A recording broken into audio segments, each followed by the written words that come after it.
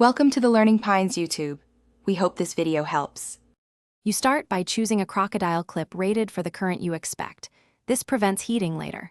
Once chosen, strip about 6-8 mm of insulation so you expose clean copper. Make sure to twist the wire strands together tightly so they behave as one solid conductor.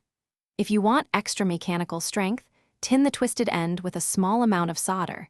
This makes the wire firmer and easier to hold in the clip jaws without fraying.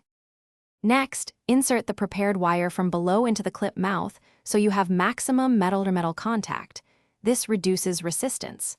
Once positioned, crimp the clip gently with pliers if it has crimp tabs, or tighten any built-in screw to secure the conductor.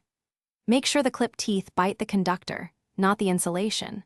Then slide a piece of heat shrink tubing over the joint area so it's ready to protect the connection before final sealing.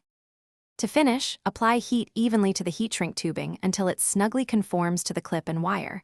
Avoid prolonged direct flame on the clip or insulation. Then test the assembly with a multimeter to confirm continuity and that resistance is low.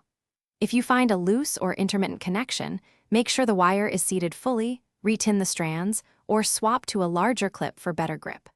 One key troubleshooting tip: if contact is poor, clean oxidation. Thanks for watching. Consider subscribing if we helped you.